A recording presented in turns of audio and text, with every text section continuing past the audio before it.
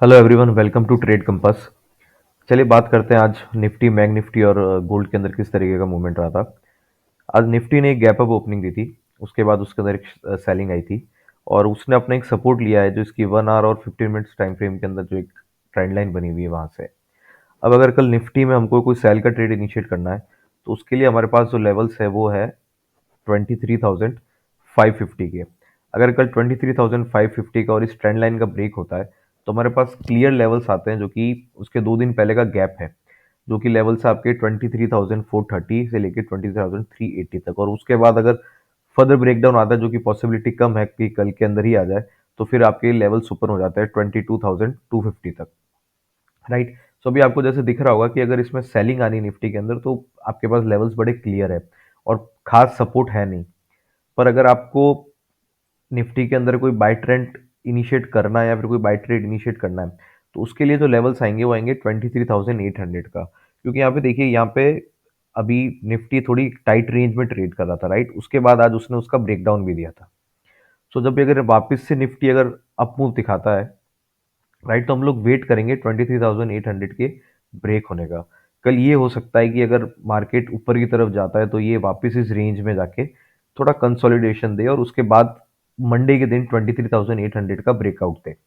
अब मैं मंडे की बात क्यों कर रहा हूँ, क्योंकि दो कल 20 आरबीआई पॉलिसी है, पर सैटरडे को क्योंकि दिल्ली के इलेक्शन का रिजल्ट भी है। राइट। सो मार्केट कल एक तरीके से पॉलिसी आने के बाद भी थोड़ा अप मूव दिखा के यहाँ पे कंसोलिडेशन कर सकता है और मंडे के दिन 23,800 का लेवल ब्रेक कर दे। पर हमें जो भी हो, अगर ये कल ब्रेक करता है, मंडे को ब्रेक करता है, जब तक 23,800 ब्रेक नहीं होता है हम लोग निफ्टी के अंदर किसी भी तरीके की बाय पोजीशन इनिशिएट नहीं करेंगे। राइट। अब हम बात करते हैं बैंक निफ्टी की। बैंक निफ्टी जो है, बैंक निफ्टी निफ्टी के मुकाबले थोड़ा ज़्यादा स्ट्रांग लग रहा है। और मैंने जैसे अब मेरे लास्ट वीडियो में बताया था कि बैंक निफ्टी में एक अपर रेजिस्टेंस है जो कि बहुत ही पास में है। वो मैंने आपको बताया था, जो लेवल था आपका 50,450 से लेके 50,600 तक का। राइट। सो बैंक निफ्टी भी अभी 2 दिनों से एक टाइट रेंज में ट्रेड कर रहा है। और अगर आपको बैंक निफ्टी में भी कोई सेल ट्रेड इनिशिएट करना है या फिर नीचे की तरफ अगर आप देखते हैं प्राइस, तो उसके लिए उसको आज का जो लो है उसको ब्रेक करना पड़ेगा। राइट।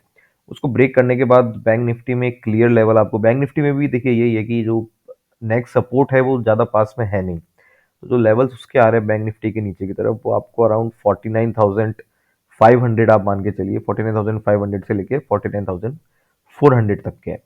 और अगर बैंक निफ्टी में ऊपर की तरफ आप देखो तो ऊपर की तरफ अगर बैंक निफ्टी के अंदर ये लेवल्स जो है आपके 50,550 अगर ब्रेक करता है तो फिर हम एक कल अच्छा मूवमेंट देख सकते हैं। और बैंक निफ्टी में कल अप अप अप मूव आने के चांसेस ज़्यादा भी क्यों हैं, क्योंकि आरबीआई पॉलिसी का जो इफेक्ट आएगा वो बैंकों पे ज़्यादा आएगा। राइट।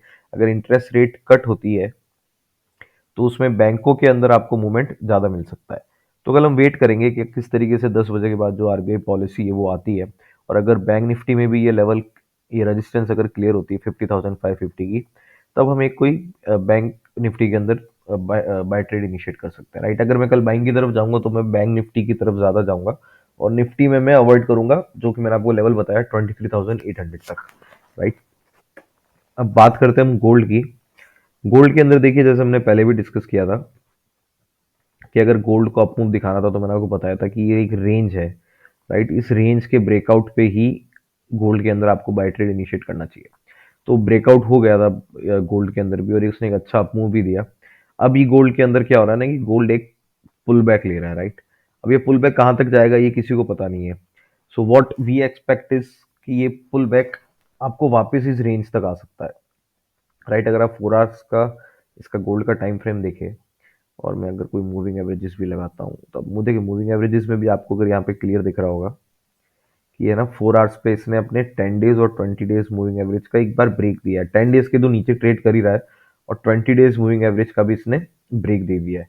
तो अगर इसमें आपको गोल्ड में कोई भी ट्रेड इनिशिएट करना है तो व्हाट आई सजेस्ट इज आप लोग वेट करें। देखिए, या तो अगर 15 मिनट्स टाइम फ्रेम पे जाता हूँ मैं, तो या तो यहाँ पे ये जो रेंज है ना, एक ये छोटी सी रेंज बन रही है, इसके ब्रेकआउट का वेट करो।